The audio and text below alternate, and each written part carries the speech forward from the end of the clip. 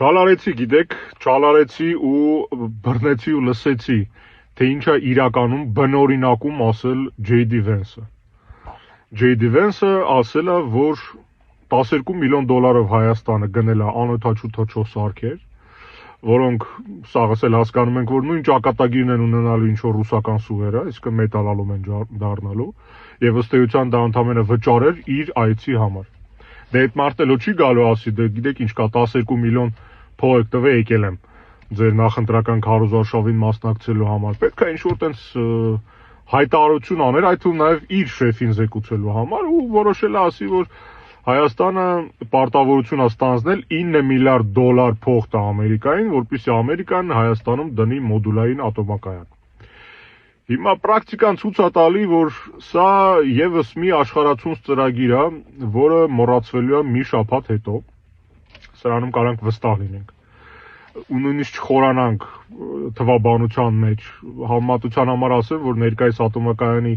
էլեկտրոէներգիա ինքնաժոկը 14 դրամ է, եթե 9 միլիարդով նույն հզորությամբ ատոմակայան սարքվի, սակակինը դառնալու է մոտ 160 դրամ։ Բայց ելի եմ ասում, դա չի լինելու, որովհետև Հայաստանը դրա փողը չունի ու Հայաստանին ոչ մեկ այդ փողը չի տալու։ Այստեղ խնդիրը այն է, որ ընդամենը 12 միլիոն դոլարով փոխնախագահ է եկել Հայաստան, որպեսզի Նիկոլը իր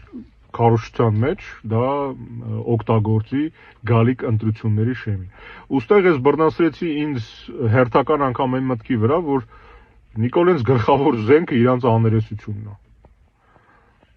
Ինչ տիպի աներես էժան մարդ պետք է լինես, որ բռնես ուղակի սխալ թարգմանես Ամերիկայի փոխնախագահի խոսքերը եւ այդ սխալ թարգմանված ինֆորմացիան տարածես այն հույսով, որով այդ կուտը կուտի։ Այսինքն ըստ էության ժողովրդին էշի տեղ ես դնում, իսկ երբ որ ձեր դեմքին թքեն ասեն սուտ եք ասեք անձրև է գալի։ Ինչ ասեմ, մալադեց։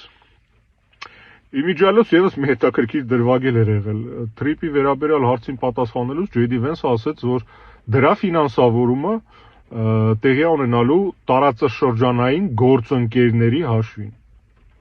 Հիմա մոտ հարց առաջանում, ովքեր են այս տարածաշրջանում Ամերիկայի գործընկերները։ Իրանի Իսլամական Հանրապետությունն է դա, Ռուսաստանը, Վրաստանը, ով է այդ գործընկերը։